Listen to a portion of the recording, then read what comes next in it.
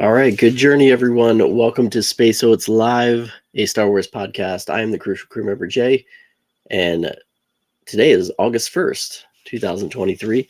We're going to be talking a little bit about today in Star Wars. We're going to be talking about my voyage on the Halcyon, the Star Wars Galactic Star Cruiser, which happened just last week. So we're going to talk about that, and we're going to talk about a crucial character. I did kind of go over this on a live stream on my Instagram last week because it was supposed to happen actually last week, but I kind of canceled that broadcast just because I was doing a meetup with my cabin mates, and didn't get home until a little bit later, so didn't really want to do a live stream last Tuesday just in preparation of Star Wars Galactic Star Cruiser, my voyage on the Halcyon, so I skipped it. Sorry about that if you were wanting to join in and you didn't see it, but that's kind of taken place this week with a little bit of that crucial character pick, which is going to be from Empire Strikes Back. So we'll talk about that in a moment as well. So first things first, let's do a little bit of Today in Star Wars. Why don't we? Today in Star Wars. So this is August 1st. We're actually going to go back to before Star Wars actually happened, August 1st, 1975. August 1st, 1975, George Lucas still kind of writing those scripts for Star Wars A New Hope. And he, on this day in 1975, completed his third draft of what would become Star Wars A New Hope. At that time, it was titled The Star Wars from the Adventures of Luke Starkiller. So if you've ever picked up Dark Horse Comics' reiteration of kind of the story of what would have been based upon his rough drafts, it's really cool. A lot of differences with that storyline that took place.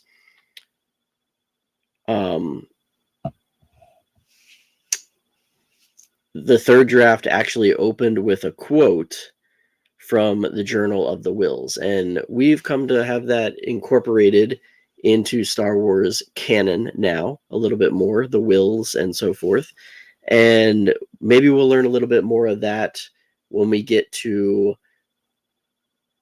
James Marsden's Beginnings of the Force, the Birth of the Force movie that will hopefully still be going forward, despite what we've heard Bob Iger state that they're going to kind of pull back a little bit on Star Wars content.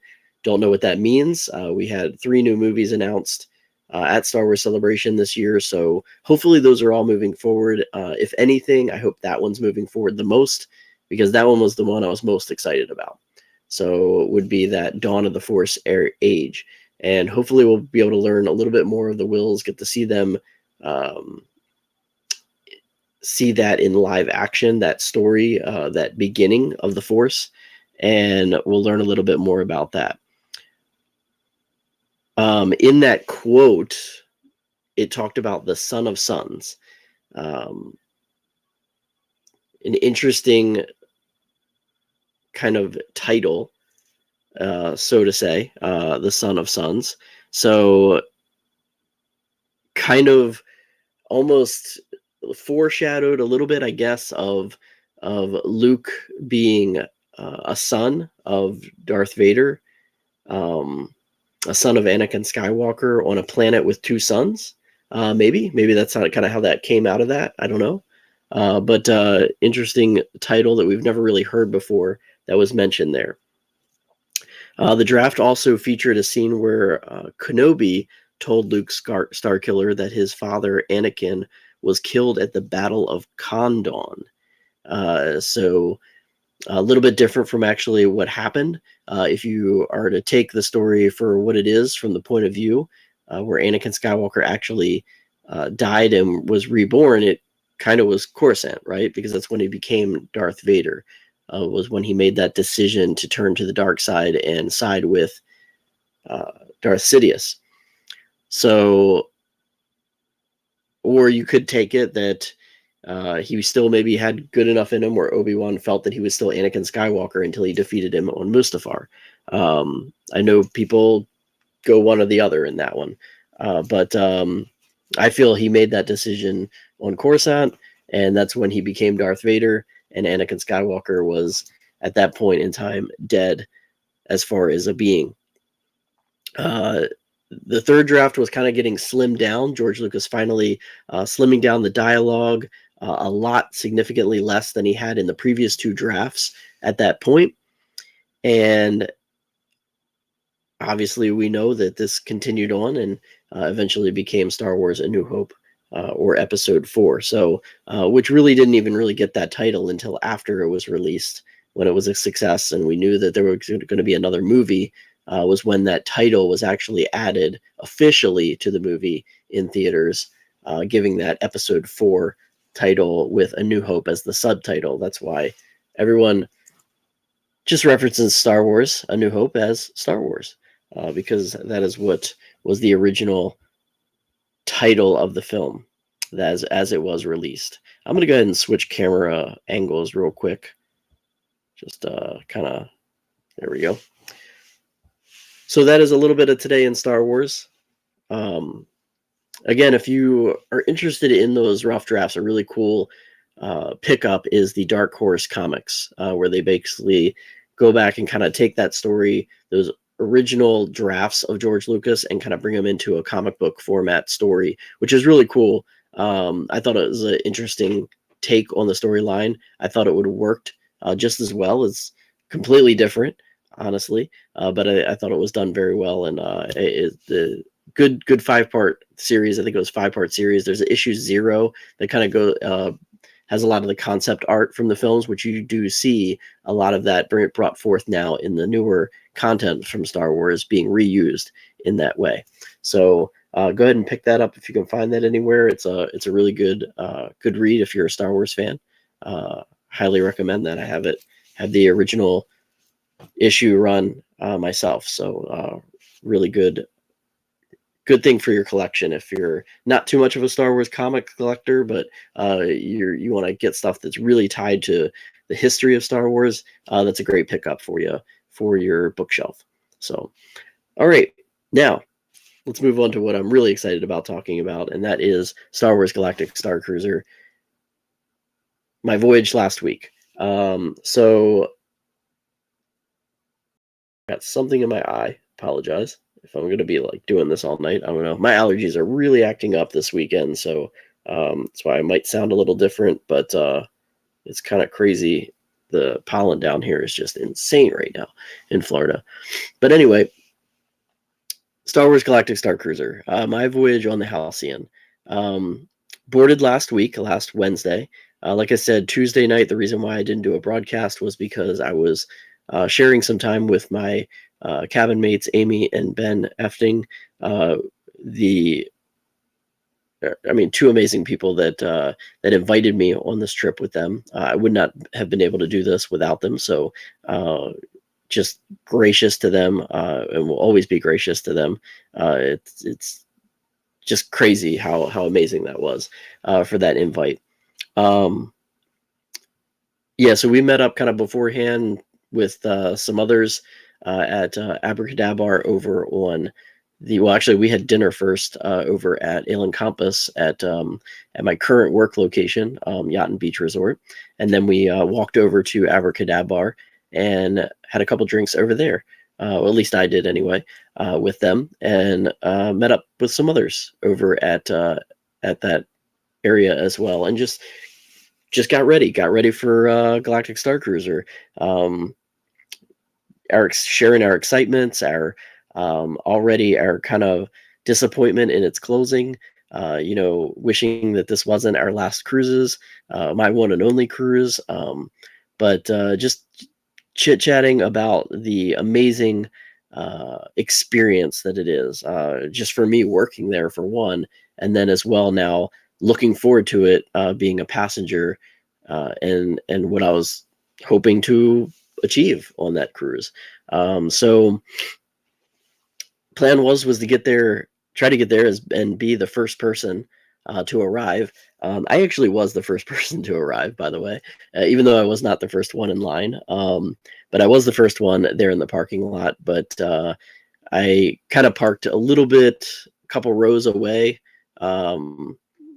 in the parking lot, and then the Mears cabs started rolling in, and they kind of were staging themselves like right before the bridge, kind of in a no parking zone. But what have you, whatever. Do what you do, and got on over there. And then once I saw them pulling over, then I pulled in behind them. So, but I was still in the first transport up, which was really cool. But we got there, did the whole little photo op thing outside, got our baggage dropped off, stood out there pretty much in that hot heat. And they let us in pretty early, as far as at least getting us into this pre-stage area, which was nice of them to kind of get us out of that heat so that more people could get up under cover, because it was getting busy pretty quick. I had my Camtono case, which you probably saw some pictures of that, and I had it full of tons of little credits and things that I had acquired from being a crew member on the Halcyon that people gave to me, things that I purchased on Batu, as well as a bunch of different credits that I had made up for individuals. I may actually have some of them in my backpack over here, honestly, if you didn't get to see them, but I'm pretty sure I did post what they did look like. But you know what? Here's one right here. This was one of the ones anyway. It was had the Crucial Crew with the date on it, and then the logo for the Crucial Crew, and the Halcyon logo, as well as Halcyon Forever. And this was a purple chip. Can't really tell. Maybe the coloring is a little off, but this was my kind of Gaia chip. I had about 100 of these made, as well as 100 of ones that were yellow, which basically just said Crucial Crew, and had the Halcyon and Crucial Crew logo on it. And then I had some orange chips as well that were a little different, but I only had like 30 of those. So if you got an orange chip, you got the limited edition of the chips. Yeah, so I started handing those out in line. Once we got into the security area, I had to open up my Camtono, so I knew they were all going to fall out because the thing was loaded up. So I had them put it in the bin, and I always had to like hold two doors shut when I did the code, so that only the one door would pop open. And I had to do that for quite some time, pretty much almost all the way to the end, because the Camtono doesn't really have any ridge at the bottom. So if you're like using it as a carrying case for a bunch of little items like that, it's really not going to hold anything in there. It's going to just fall all out when you open it up. So, but it was a lot of fun to do that. Everybody kept like laughing every time I opened it. Because of the way I had to open it, for one, and that all those credits were spilling out. So it was a lot of fun. I had a lot of fun with that Camtono as I was walking around the ship, because I was carrying it everywhere with me. Obviously, I didn't want to leave that out of my sight with my precious metals and cargo that was in there. So, and if anytime I set it down and it was just like kind of out of line of sight, I would see somebody go over there and they'd be trying to like punch in the code.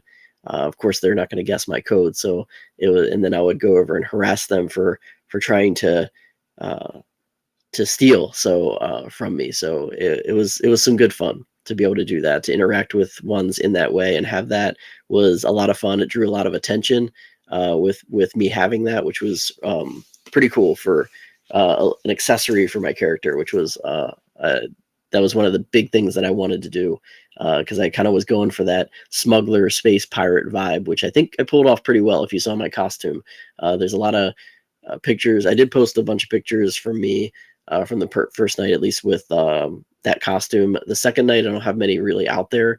I wasn't really taking a lot of pictures the second night, but I did do a couple of photos with Amy and Ben during the CSL portrait session. So when we get those, you'll be able to see those drop and see my twist in my character's costume for the second night, which is a little bit darker, even though that's not the direction my character really went. Was not really a dark side character.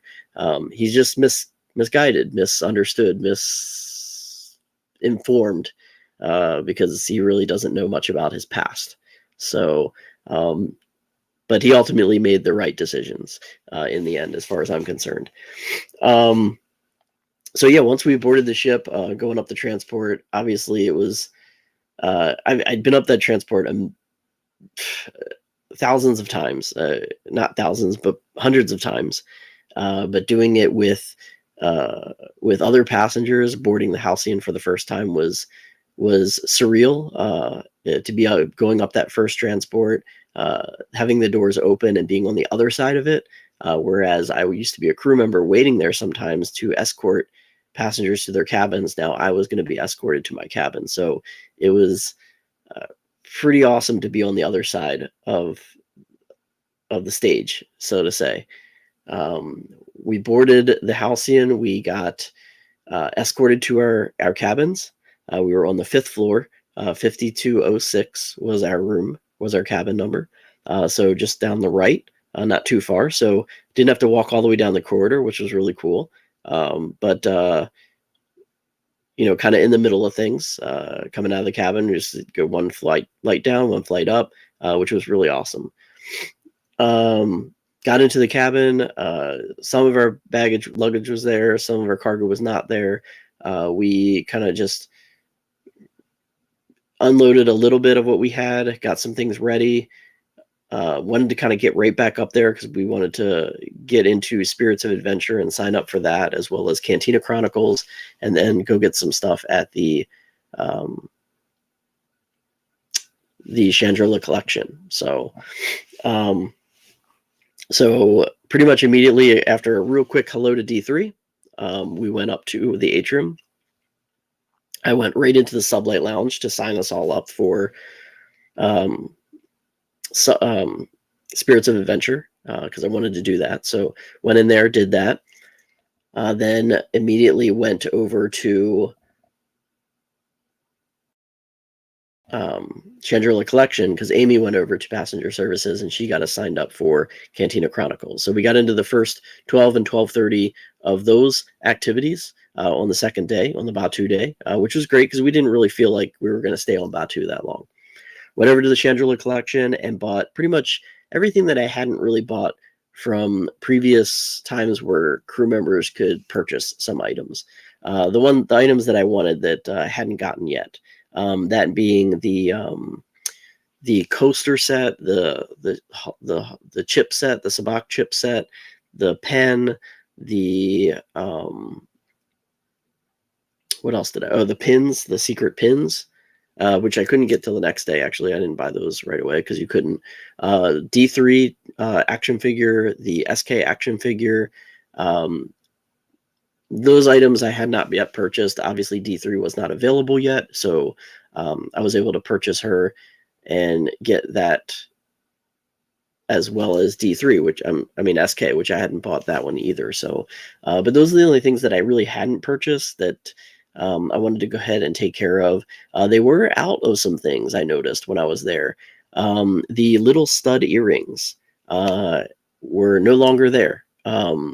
And I have heard that they may not be coming back. So don't know if, you had never gotten those, but might not see those if you're coming on a future voyage.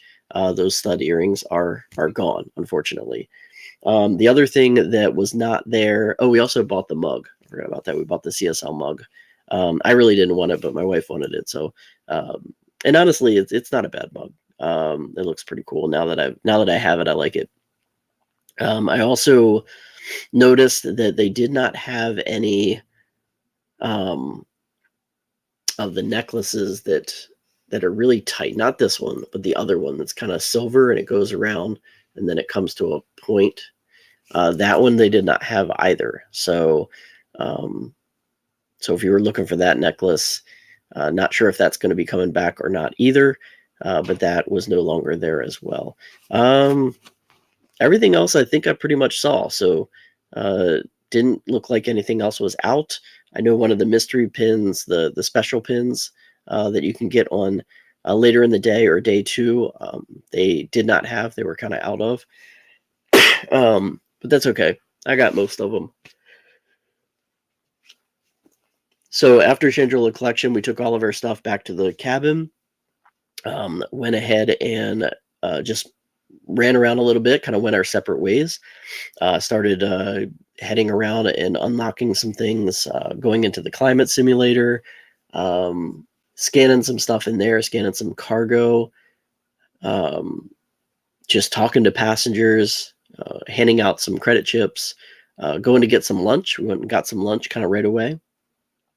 Kind of got filled up on some good food because that lunch is amazing, and then started running off and doing some more things, trying to scan into the cargo hold, trying to scan into engineering room, started getting some messages, was able to get into the brig and find a secret passage into the cargo hold, the engineering room, messed around in there a little bit and came on out of there. Went back to the cabin at one point and talked a little bit more to D3 about the voyage, and then also went up to the atrium, did some scans, went into the sublight lounge, got a drink. My first drink was the Hoth Icebreaker.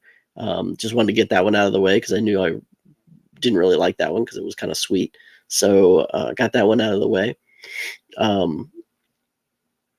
Did some scans, translating in the atrium, talked to some passengers and some of the crew that started arriving, because you started seeing, like Linka Mach arrive, SK arrive, Sandro, Wani. They were all kind of coming on board the ship at that point. So started to mingle with them a little bit, introduce myself and say hello. Kind of staged up, ready for muster, got another drink, got the Mark of the Huntress, which was my second one. I think that was my second one. Maybe not. No, it wasn't. I forget which one I got. The second one, it was another gin drink. I can't remember which one. But went to muster station Kresh, decided to stage there, and for the voyage, and muster happened. It was amazing. Seen it a million times, but not a million because there wasn't a million voyages. But I was there a lot, and it was fun to actually be there, be among everybody, and share in that moment again for one last time. So it was a lot of fun to be able to do that. We kind of split for muster. After that, we had to pretty much immediately go down to lightsaber training. Had a few minutes, so I went over to talk to one of the Sajas because I knew I wasn't going to be able to do the meet the Saja because we had to go to lightsaber training. So I just wanted to introduce myself to one of the Sajas. Saja Dax was there that I talked to for a little bit, and then I headed down to lightsaber training. We did lightsaber training. I did pretty good with that. Better, I think, than I did the last time I did it. A couple of times I did that. Sometimes I wasn't too great at it, but this time I felt I got most of the blasts, which was pretty awesome to have that experience. Roam around a little bit. We had the late dinner, so had bridge training not too long after our lightsaber training, so it was kind of like get both of those done and out of the way, which I really enjoyed that happening. I was kind of hoping for something like that, which was great. It was nice to be able to just kind of have that out of the way. So I had a little bit of time in between lightsaber training and bridge training. So what little time, I just kind of revisited some areas, cross paths with some people. At that point in time, Lieutenant Croy, stormtroopers are walking around, so interacting with new people now that they're walking around. The captain as well, got a little bit of introduction to her, because I really didn't see her too much up until that point. Went back up to the sublight lounge, got another drink. Can't remember which drink. I gotta kind of revisit myself on which I got at what time, but because I kind of know how I did it in order, but I don't have the menu in front of me. But so grabbed another drink. And speaking of drinks, I have this drink next to me, and I haven't taken one sip of it yet. So this actually, if you recognize this is the Fari Mustafar themed drink glass that you can purchase with the drink and get that. So I made myself a little bit of a fiery Mustafar tonight. It's not the same ingredients because I don't have all the ingredients, but I did do a little bit of lava stuff that I can put into it. So I'm going to go ahead and add my lava right now. So I did a little bit of spicy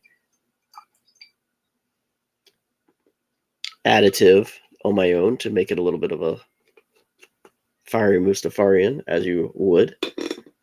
And I'm going to take a sip right now because I want one of these. It was pretty good. I had one earlier, so.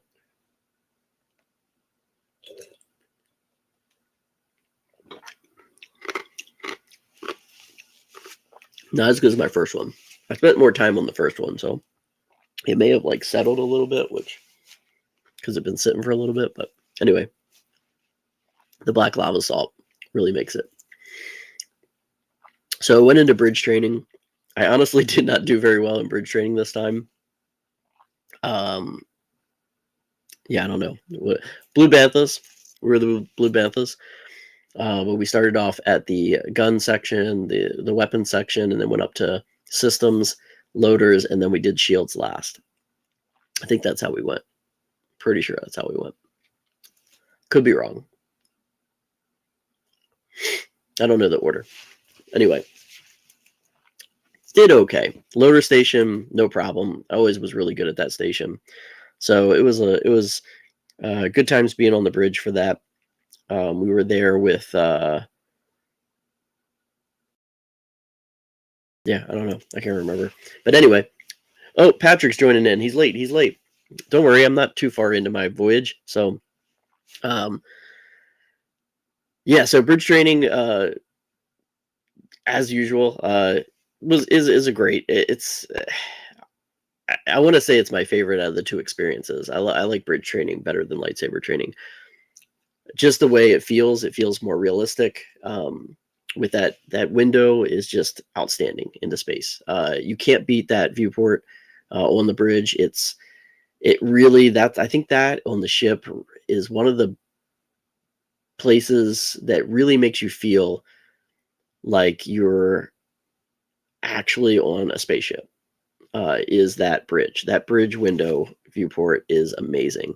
Patrick saying I rocked the red carpet. Yeah, we haven't talked about that yet. I might throw some pictures up there if I can pull them up quick enough. But yeah, so which actually is coming up because right after bridge training was when the Outer Rim Regalia was. So the Outer Rim Regalia was really close after that. And let me see if I can actually. What's going on? I don't know what I just did there. Can you all hear me? I think you can all hear me, right? All right. So anyway, let me see if I can't pull up pictures of the Outer Rim Regalia. And my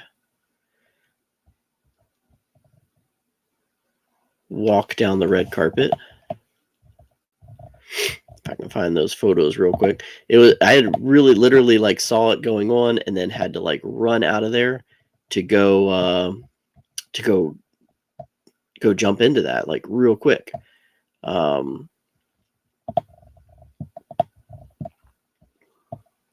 my goodness. The photos are not like pulling up very well. I don't know. Maybe not. Maybe I'm not able to pull them up. It's kind of glitchy when I'm trying to find it. I don't know why I can't find it. You know what it might be? It might be because they've not been backed up yet onto the system. But anyway, you can go on my Instagram page. They're on there. They've been uploaded. They're around. Let me just check and see if I can't pull them up this way. But Outer Regalia, there wasn't really a lot of people in Outer Rim Regalia, which actually made me nervous because I thought that I wasn't going to be able to make it in time because not very many people were joining in. So I was like, oh no, are they going to like end it early? Because our bridge training went a little bit late. So we really didn't get a chance to see it like from the beginning.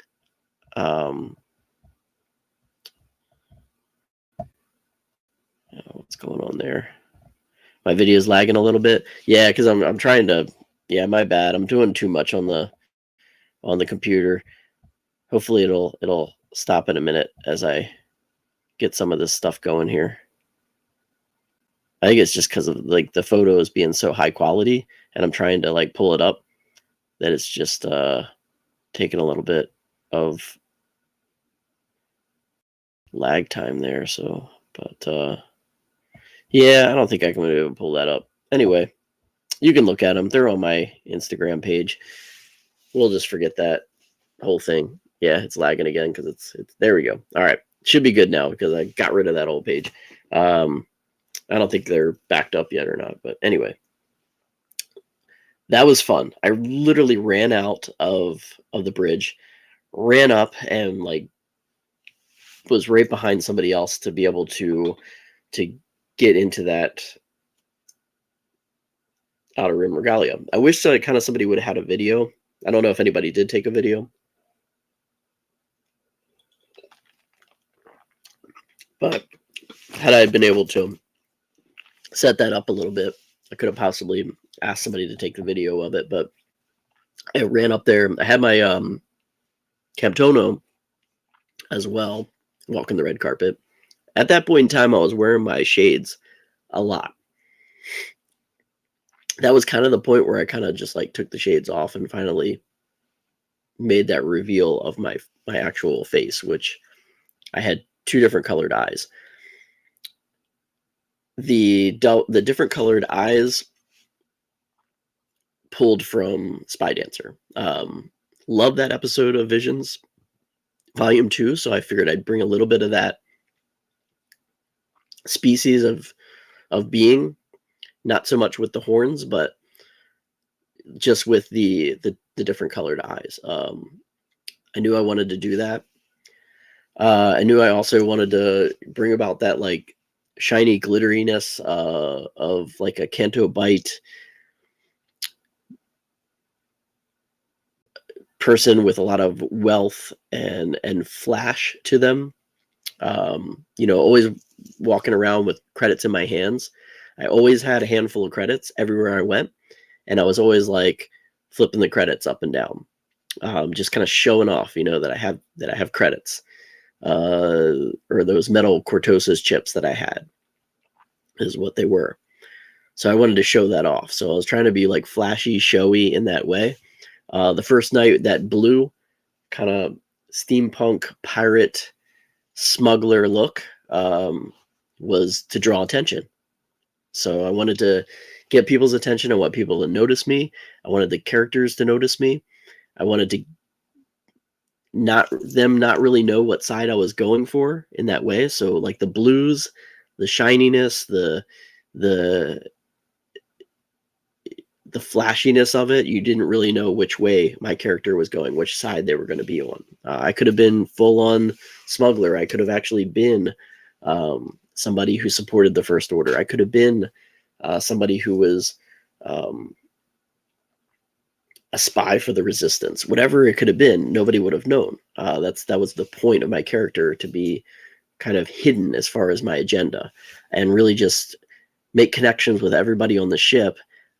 And then at the end, have that final decision of where my character went to align with someone more so than others. But it didn't mean that that's where my character ended up. It was just, that was the benefit. That was the benefit of my character, of how to get through this situation, was the path I chose.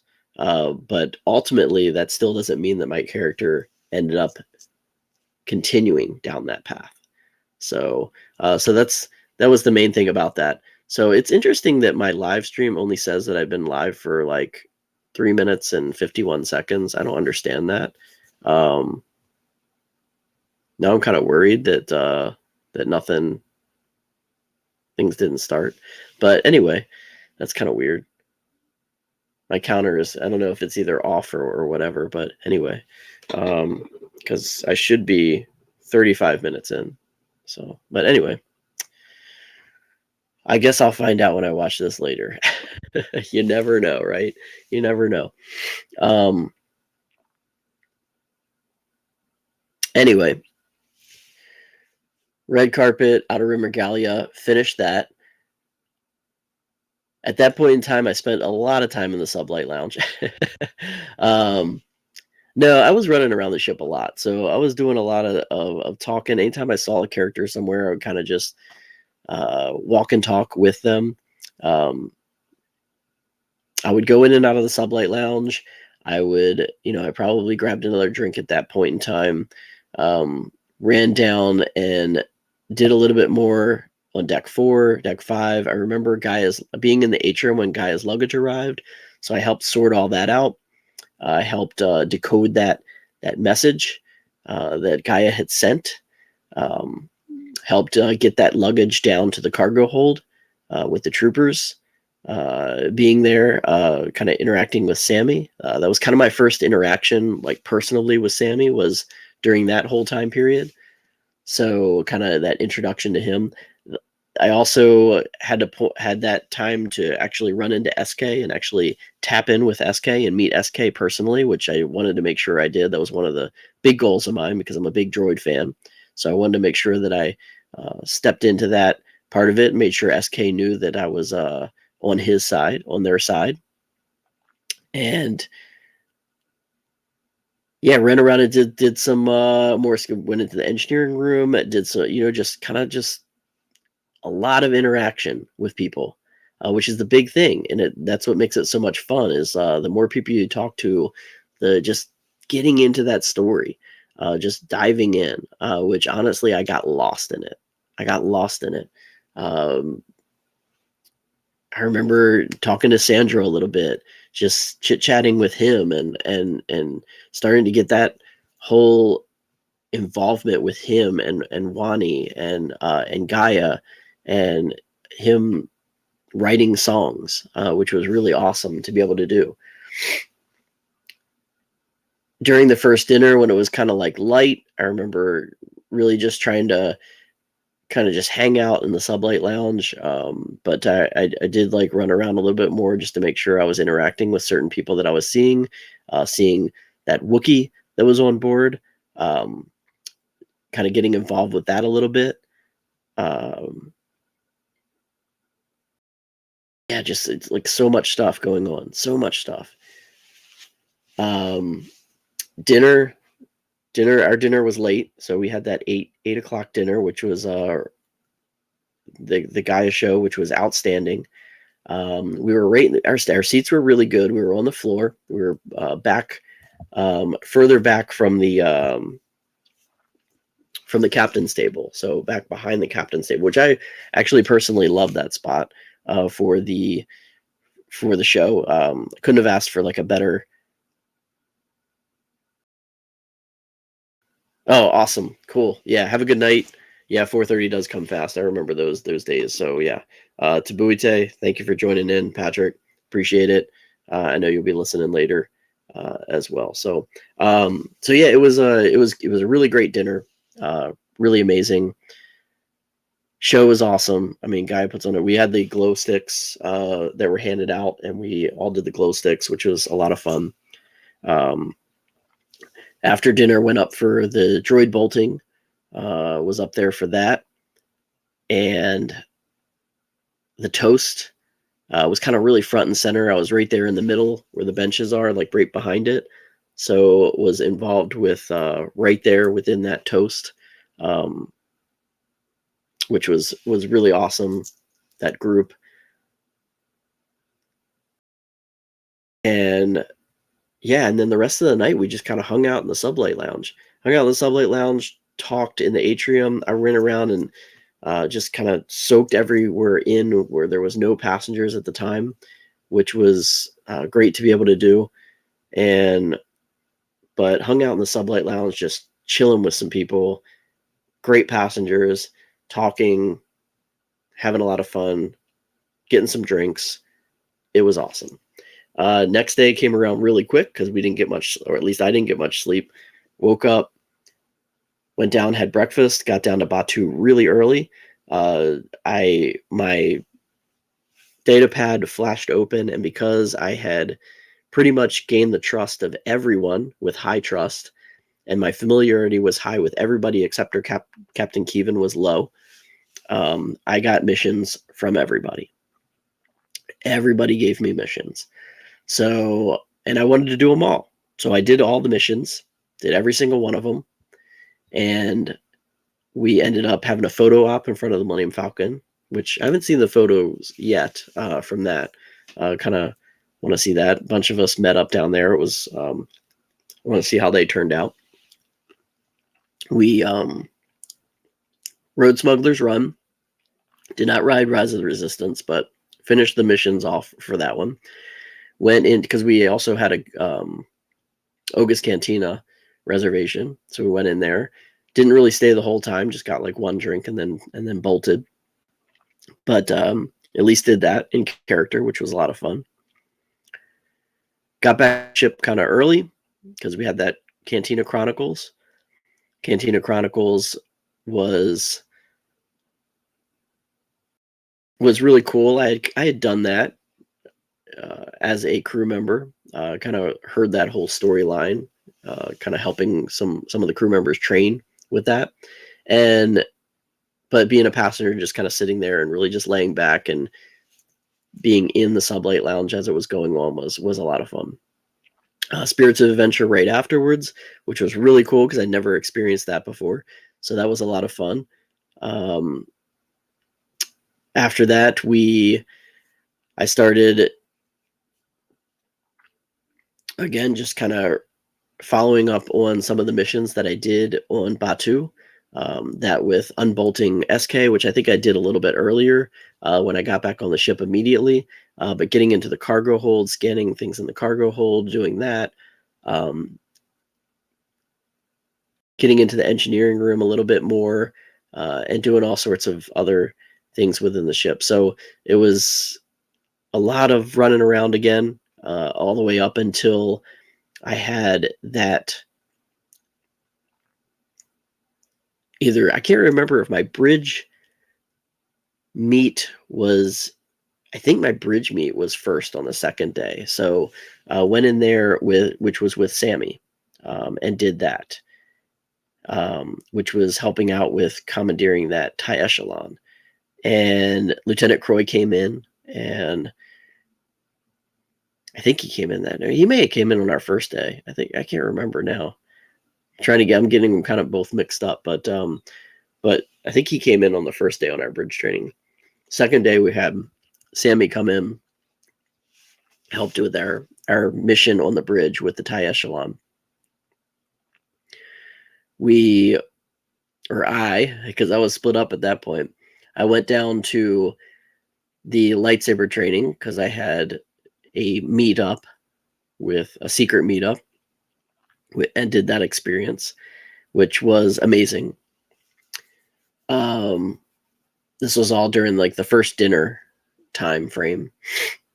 In between the dinners, went up for Acoustically Gaia, helped out with the heist. I actually was selected. Actually, so that was before. That was actually before the first dinner. Helped out with the heist. Wraith asked me to assist with distracting the stormtroopers while I volunteered. He asked for a volunteer. I volunteered. So I went up and helped pull the stormtroopers with the Saja up to the front of the atrium where the bridge was, which was awesome to be able to kind of like take part in that and have some fun with distracting them, which I knew what was going on behind me at that time. Helped out with after those other experiences that I said, I helped out with the heist, with the coaxium, stealing the coaxium, during Acoustically Gaia.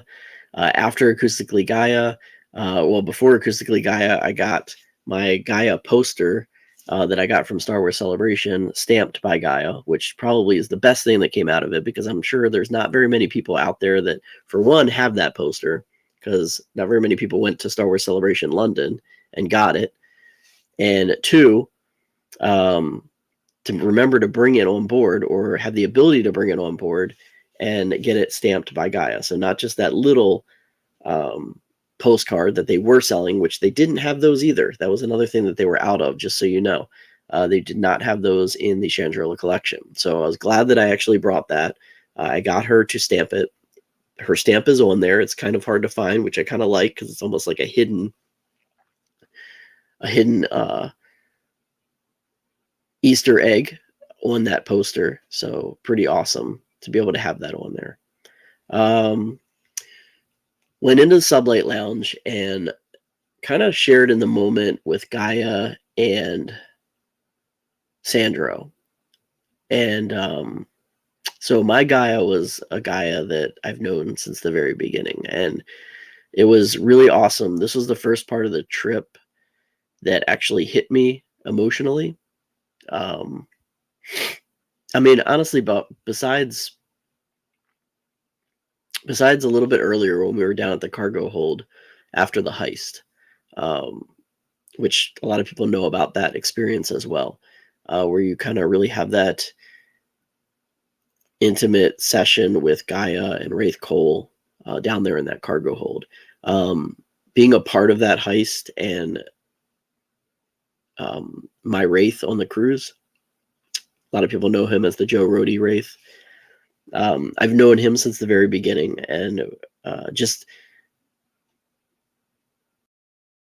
all around, I was so happy to be able to see him on board, and just made a lot of connections in that room. It was very special. It started, that's when the trip really started to get emotional for me, was in that room. But it wasn't really until the Sublight Lounge with certain things that Gaia was saying. And I was like right next to Gaia as she was giving her speech to Sandro. And certain things were said in there that hit me really, really hard. And I'm not even gonna, I don't even want to relive it, honestly. But I started getting very emotional in the Sublight Lounge listening to Gaia speak. So that's when it really first really hit me that this experience wasn't going to be around anymore. And what an amazing experience it was and is until the end of September. So yep, it's hit me. So it was just, it really hit me hard in there. So so afterwards I got another drink. So went our dinner was pretty much following that. So after Gaia had left, went down to dinner for the 8 o'clock session and had an amazing dinner. It was awesome. Ship shut down. Went up there for that. And just watched an amazing end to an amazing 2 days. Again, I worked there and I saw it hundreds of times, but to be there within it was something completely different. I'm glad I got to do it as a passenger. I wish I could do it again. It was, if you're a Star Wars fan, no matter if you like the original trilogy, the sequel trilogy, the prequel trilogy, the side shows, whatever it is that you like about Star Wars, it didn't matter. There was something for everybody. And you really got pulled in, emotionally connected. You started to feel when it was ending that it was going to end, and you didn't want it to end. And at the very end of night 2, I again couldn't make it. I was just, I lost it. Which was, I was in crash section. I was right next to the captain and Lincoln Mock and Wraith Cole and just when they were just talking about the crew and what we accomplished on that ship, it had a lot of double meaning for me. And it was really, really hard to listen to that and not think about the experience ending. So really, really tough, but really awesome. And can't say enough great things about all the crew that's still there. The crew that is still in the Halcyon they are some of the best. Met some new ones, and they just it's like they were just as amazing as the ones that I worked with when I was there. They made the experience outstanding. I went through all of my credit chips almost. I had to pull some aside because I had to remember that some I was giving to friends that were not on this voyage with me. And hopefully I have enough. I may actually order some extras just to have so that I can give those to individuals. I mean, that's something that I'm probably going to order and have with me to give out. I might redo them and do them a little differently. But there's certain ones that I may order another batch of them that were specific to that cruise to make sure I get to any individual that was on that cruise that didn't get one. But it was just an awesome night. I got a lot of pictures with the performers, which almost every single one of them I knew very well, and it was great to play along. I had a lot of fun. My trust and familiarity got pretty much high for everyone. I only got up to medium with Captain Kevin, but I would say that's pretty darn good with forming connections. I know I formed, even though it's not on the data pad, I know I formed a great connection with SK. I know I formed a great connection with Gaia, with Sandro, helping him write some songs. That was really fun. Helping that relationship. Went down to Sweets and Treats, listened to One Galaxy, went back up to the Sublight Lounge, closed it out for the second night. We did a scavenger hunt. That was a lot of fun. Kind of hung out, played Sabacc. Got some crate reactors. It was a blast. So here's the Star Cruiser. The best Star Wars experience you could have ever had. It's too bad not everybody could experience it. I feel honored and privileged to be able to not only be a crew member, but also be a passenger at some point. And to be able to board that ship so many times, it never got old. Never got old. Even working there every single day and then going back as a passenger felt like the first time. Completely fresh and new every single time, no matter what.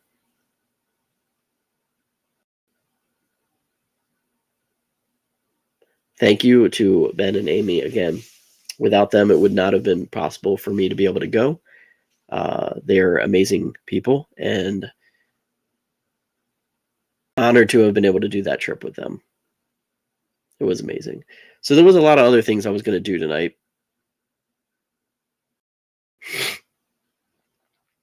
But I'm kind of running out of time.